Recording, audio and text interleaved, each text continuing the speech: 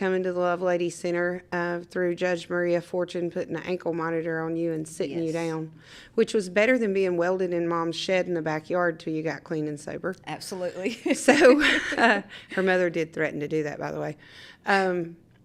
But you met Jesus, even though you knew about him, you were not a believer and were not in a relationship with him. And we were getting up to the phase where we met. Yes. I met Jesus in a jail cell. I opened up a Bible, and that's where I told him my way wasn't working. Get out of my hoopty into his. Okay. And then when I went to the Love Lady, it was February 1st, 2023. They had baptism on February 5th, which was my mother's birthday as well. And I was like, if I'm doing this, That God, he's so let's funny. wash away the old and be a new creation. Okay. And I started building, and then classes started. And I seen your class. I think it was reunification or long-distance parenting, because you had so many that I took. But I think it was long-distance parenting, and it was DHR approved. And I was like, I want to do that. And after your first class, I was like, I need more. I need more, because I had babies that I had not seen since they were 1 and 2 years old. And so by this time, they were 13 and 14 when I went into the Love Lady. Mm-hmm. So I wanted to know and have tools, if that time ever came, how to be their parent. And whenever I reunified with my now 11 and 7-year-old, I needed tools, because when I went into the Love Lady Center, my now 7-year-old was 3. And I hadn't had her for 2 years. So I just wanted different tools, different ways that I could be a better parent, because I'd been such a terrible one. And I think for me, one of the hardest things is to sell people on you're still a parent. If you've been TPR'd on and your child's been adopted, you're still a parent. God gave you the responsibility of bringing that life into the world. And if you can do nothing else, you can pray and read scripture over that child's life and declare healing over them every single day. And no matter what time has lapsed, there's still that parental connection. There is. And there's a desire for you to parent and the child to receive from their parent. And what snapped for you? What worked for you in that class? Well, considering, let's see, I took your either 1 or 2, however many classes you had for each semester, however many classes. I know I got like a binder this thick full of everything that I learned. And you from did Trauma Reboot as well. I did. Yeah. I did reunification. I did the Trauma Reboot. I did parenting, long-distance parenting. And that was where you taught us, just because you don't have them don't mean you can't have them. And don't mean, that you're done being a parent. Mm-hmm. You're You still have a responsibility. Mother. Yes. Mm-hmm, before the Lord. And, everything from my little 7-year-old who now lives with me, I got full custody back of her. It's so amazing. March of last year. Wow. And then I have joint custody with my now 11-year-old. Wow. But I gave her the choice, come live with me or stay with Mimi, because I didn't want to be selfish. I didn't want to say, okay, I'm clean and sober. The life you've built for the past 5 years, I'm uprooting you because I want you with me. And you moved to where she is. I did. I moved, we just bought a house in March of last year. Which is a miracle. You're like me. When I finished my foolishness, I think my credit score was 325. So when I bought my house, I knew that it was a gift from God. Yes, absolutely. We really wasn't looking to buy a home when I found this home. I was just, as I was telling you earlier, just browsing, window shopping, so to speak, And this one fell in my lap, and God put it in my lap. And you're only a minute or two from your 11-year-old? My 11-year-old timed it. From the time we pull out of my driveway, my driving, not Dad's, my driving, it is about a minute to a minute and a half. It's literally pull out of my road, and they're the next road right there. They ride the same bus, same school. Everything is still the same. So you sort of have most of your children under one I general area? I do. And my 16 and 17-year-old, who I, lost contact, lifed, and lost contact with for over 10 years. Because when you're getting high, a decade goes by overnight. It does. And you don't realize how much time has gone by till you're sat down. And, which I'm now in their lives, very, very much in their lives. Me and my daughter talk. Actually, I was messaging her. And they go on to the way that same here. school? No, they go to Corner. Okay, so They they're go to nearby, Corner. though. Yes, they are absolutely nearby. And I went to see her for the very first time for her 15th birthday, and she's going on 17. Okay. So that's where So it started. rebuilding's taken a couple of years. It has. It's not a overnight thing. Absolutely not. And we're still building. We're still building. And a lot of stuff that you taught me in our classes, because you didn't sugarcoat nothing. I'm not well known for that. You not at all. And that's what drew me to you, because in a lot of ways you reminded me of my mother. Like, I will help you, but we ain't sugarcoating nothing. I'm going to tell you the hard stuff. You're going to learn the hard stuff. Yeah. And you're going to have to learn how to deal with the hard questions when it comes to your kids, because they are going to ask. You can't lie to them. No. Children, when you start reunification, they don't want your bullcrap elevator speech Absolutely on not. your life. They want to know why you did this and what really happened and what grandma said and what their auntie said and what the foster mom said. They want the real deal. They do, and they deserve it. They deserve it. They did not ask for you to run off and be a drug addict. They did not ask for you to run off and, do what you did. Whatever your story may be, everybody's is different. And my children didn't ask for it. And how I deal with my 17-year-old to how I deal with my 7-year-old are two totally different things. And we walked through that. We did. They're going to ask and you give age-appropriate answers. Age-appropriate answers are very important because the information is going to change as they mature, but the storyline shouldn't. And the storyline always has to be, I made the bad choices. Absolutely. This was not your fault. This was not your responsibility. I made the bad choices. Now, they get to choose whether to forgive or whether to hold on to it or whatever. But all you can do is hold the line of respect. Yes.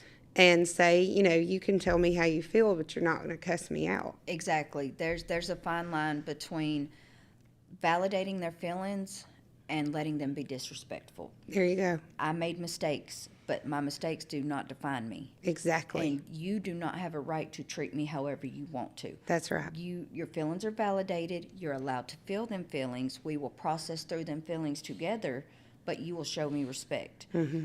And it takes some time. Thankfully, my children have been respectful. I haven't had to deal with too much bucking, so to speak, too much disrespect. And I validate their feelings, and I tell them, I'm not mad at them. I'm not hurt at them. I'm mad at myself. I'm hurt at myself because I hurt them, and I put them through what I did. But you never blame your child. It's a tendency for some mothers, though, to say, oh, I'm sorry, I was terrible. And what they're really wanting is pity. Absolutely. And you're not much on the pity party scene. Absolutely not. And when it came to my 16-year-old, she came to me with some questions, some stuff that she had heard, and it didn't make me look good, and especially didn't make me look good by the story she told. But I was like, this is what happened. Yes, I was a drug addict. No, you were never abused. No, you were never neglected. And I called in my sister, because my sister gonna call me on my bull. That's just how it is. And I just told my sister to let Lexi tell her what she told her. She did. And my sister was like, absolutely not. Your mother was a drug addict, but she loved y'all. She cared for y'all. And, I told my daughter, ask me what you want. You're old enough that I will be full, blunt, and honest with you. I mean, I'm not going to look good in a lot of them, but I'm not going to sit here and try to make stuff up to make myself look better, because you deserve the truth. And looking back at it now from where you are, do you see how the system of removing your children incarceration, all those things were necessary to get you to where you are now. Absolutely. Because I see a lot of young women say, well, I'm just a drug addict. I don't deserve to lose my kids. But even what you said about fentanyl, being involved in drugs that you did not know fentanyl was involved in, there's a danger of exposure, even incidentally, without your knowledge, that can harm children. It's transforming the whole family, because your family life looks very different now than it did 5 years ago. Yes, it absolutely does. 5 years ago, well, honestly, 5 years ago, I didn't have my babies. I'd lost my littlest one when she was 18 months old, and she just turned 7 in November. Mm-hmm. And so I didn't have her till she was almost 5. And you didn't have a relationship with the oldest two? I didn't have a relationship at all with the oldest two, period. No connection with them. Grandparents didn't want nothing to do with me. I was this evil person, and rightfully so. You know, they you worked hard for the moniker. Absolutely. And, you know, it was through my relationship with Christ and through processing my own stuff. Again, that word's going to be used a lot in recovery. Processing. Trust the process. You have to process your emotions, and you have to learn that because you've tamped down a lot of feelings getting high. You do. Distancing yourself from what is inside you. You try not to feel as much as possible. Mm-hmm. And so sometimes recovery is like scraping that top layer and a volcano erupts. Absolutely. But once you get through them feelings, once you work through your traumas, your mistakes, you know, everything that you've done wrong. Or the stuff you've seen, even the deaths you've watched that you wish you didn't know about. The beatings you took, or the beatings you gave, or the people you stole from, or the people that stole from you. Once you can work through all that and be like, that's not me no more. Mm-hmm. I lived that life. I was in that life, but that's not me no more. I don't want to be that person. I want to be who God has called me to be. I want to be the woman, mother, sister, daughter, wife that God called me to be. And I think that I'm stepping into that. It takes a lot of hard work. Every single day you wake up and you're in recovery. So when you leave the Love Lady Center, you're not magically well? No, absolutely not. You are working on it, you know. Again, it's trusting the process. What's the hardest thing about living recovery in the free world? To not go back, to cut ties with everybody. And it don't matter if they're best friends, if they're your sister, your brother, your mother, your father. If they're still in that lifestyle, you don't need to be around them. I have cut ties with everybody that is in that life. Do I care about them? Absolutely. Do I still love them? Yes. But I'm not letting their downfall hurt me. But if they won't help, all they got to do is I'm a phone call away. I'm a message away. And Mm-hmm. I will help anybody get into anywhere. Like, I came from the Love Lady. My husband did the Foundry Farm. And all we have to do is There's make a phone Stay call. Free in Yes. North Alabama. There's all kinds of places all over the place. But when you leave those places, the challenge becomes, like for me, not going back, because I was addicted to a relationship. I wanted to be loved more than anything in the Yes. world. And the person that I jumped off the back 40 of hell with, he led me into that lifestyle, but not going back to him was the hard part. Yes. I wanted to be with him. And a lot of moms, when they leave rehab, they go back to the man. Absolutely.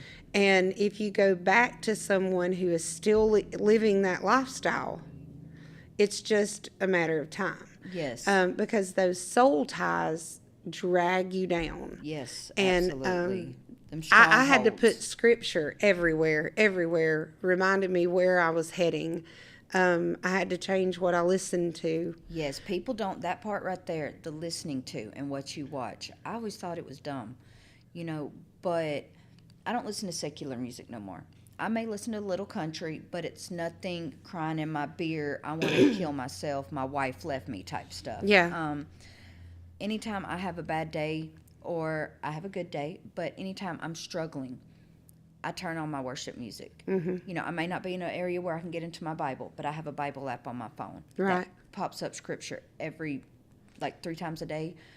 But every time I'm going through it, I turn on worship, and it's crazy what it will do to your soul to just get into your worship music, get into the Word of God. And 5 years ago, if you'd have told me that, I'd have asked you what you were smoking and could I have some? Because I grew up in church, Yeah. but I didn't have a relationship with God. I knew who God was. Yeah, box checking. Yes, absolutely. Sunday school, choir. Now, do you make all your that. kids go to church? We are God first in my household. It's God first, then my marriage. What if they're not a believer? What if they said, I don't believe? Well, they're going to go. I mean, we get up and we go Sunday morning. But thankfully, I have children who are very open, not to the idea of God, but to the relationship with God. There you go. My husband leads our family, and I'm right there by his side when it comes to being a God household. Do we still fall short? Absolutely, every day. Do we still let cuss words slip? He's a sailor. But, God is working on us, and we know it. And, we teach our children that it's okay to mess up. It's human nature. But you learn from your mistakes. You grow. Only time, you say, oh, I'm a failure, is if you quit trying. Do you blame your parents for your choices and lifestyle? Not really. Because as I became an adult, they were my choices. They didn't say, here, do this. They didn't say, do that. Was my mother an addict? Yes. She's been clean 16 years. Do you have a good relationship with her? Oh, I do. I mean, I moved a minute and a half from her. Yeah. My mom's my best friend. My sister is my all-time best friend. I get to keep my nieces and nephews now with no hesitation. Like, I'm the first phone call. Hey, will you keep them? Absolutely. They know me. They love me. And before in addiction, I didn't have that. And I didn't understand why my parents and family were cutting me off. They were protecting their kids. My mom was protecting mine. And I understand it now. But when you're in addiction, it's like me, me, me, me, me. You're so selfish. The funny thing is, it's really what you think is your best friend is murdering you. And you spend all day long figuring out how to keep this together. Absolutely. And it's never together. You got to come up with the money to get it. You got to come up with the money to pay the bills that you use to get it. Yes. You got to cover up that you're doing it to law enforcement, to your family, to this, to that. It's a lot of work to get high, isn't it? It's tiring.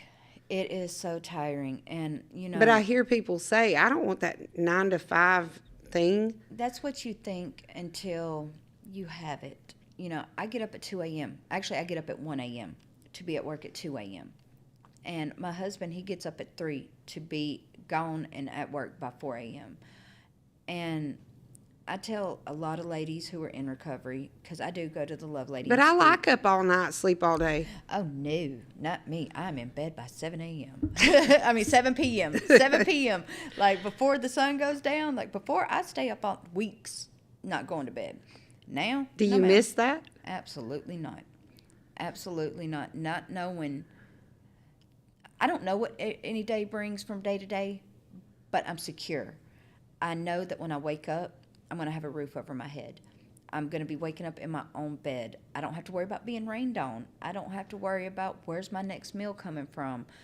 You don't have to get your next fix. Absolutely not. You don't have to use a bucket for a toilet. No, not at all. There's a whole lot of humiliation that comes There is. with continuing down the road to addiction. There is. And, just when you get to wake up in your own home, or even in a rental, because we didn't just jump straight out of rehab and buy a home. We lived in his sister's basement for 6 months. And then we moved up to your neighbor, Miss Ann. She, gave us a rental to live in. And we knew that was just a stepping stone. And then God placed this home in our life. And it's just, you're not going to go from addiction, living on the streets, to driving a new car and living in a home. But I want it all now. Well, you didn't take overnight to get here. And that's what I kept telling myself. You didn't get to where you're at overnight. Mm-hmm. It took years to get to where you're and at. I think a lot of people forget that. They do. You didn't graduate high school and give your speech, for what you want to be when you grow up and say, I want to struggle for 15, 20 years with addiction. Absolutely. And have to start over at middle age and rebuild everything. But you're doing that, and you're doing it well. I want to commentate for a moment here. I met you in a class of women. My experience with DHR came from my daughter being a foster mother and an adoptive mother. And it is the rockiest road of all roads, I believe. It is. I took DHR foster parenting classes because I wanted to be a support to her and her husband, which is no joke, because that's 10 weeks of your life plus all the extra stuff they require you to do. And I saw women come into the Love Lady that didn't know how to get their children back. They thought visits were a fun day with their kids. They had no idea that those people were watching for certain markers and behaviors to see if you were progressing. And you guys soaked up that information like sponges. Yes. And out of that small class, I'm going to say of 12 or 15 women that finished it, I know for a fact off the top of my head 4 or 5 women who successfully got their children back or have an ongoing relationship with their children, even if they're adopted. Right. Because there's an advantage to accepting that you've made the right choice for your child to let someone else raise them. Yes. You can still stay in touch. You can become the person that they can be friends with when they're adults and reach out to you. But I'm so proud of you. Thank you. People think that this is all set up way in advance. We did not set this up way in advance. Actually, Samantha and I were talking in the yard on Saturday. Her girls had come over to my house to play, and she and I were out in the yard talking, and I invited her to come and do this because if you're a mom and you feel like everything is hopeless, it's not. If you've lost your kids to TPR, if someone's adopted them, if you haven't seen them in a decade, this young lady has rebuilt a life with a family that she was very distant from for 15 years. That's a long time. It's a very long time. And now what do the kids say? Because you've had both of them live with you or visit with you. Yes. The 2 oldest who are away the longest. And you're still building and working a relationship with them. We are, and they're learning me, and I'm learning them, and they are amazing children. They are. My son, he's a boy. He don't really too much ask too many questions or chatter. Right. But my daughter, she's both feet in. She wants to know, and I think that she respects the fact that I respect her feelings and that I'm honest with her. I don't sugarcoat it. I don't lie about it. She's old enough. Again, 7 and 17, 2 totally different ways of handling it. Mm-hmm. And it's something we're still building. And Jesus even opened up the journey to mortgage, yes, to being able to buy a house, to being able to show them what it's like to budget. Yes. You were telling me your husband takes care of the larger bills, you take care of the smaller bills and incidentals. There's a lot of complication to life that Jesus walked you through, and I'm so glad. Because a lot of people give up and run. Yes, and they say there's this thing about how Jesus was in the wilderness for 40 days, and the devil taunted him, and your 40 days is coming. Don't quit on the 39th. Mm-hmm. Everybody quits on the 39th, and what if it was just one more day? Yeah. That next day would be what changes it. Don't give up, because I almost did. And if it wasn't for my mother, I probably would be sitting in prison. And Shannon Mills taking you off that bus to the Clay. Shannon Mills taking me off that bus to Clay. It's don't give up.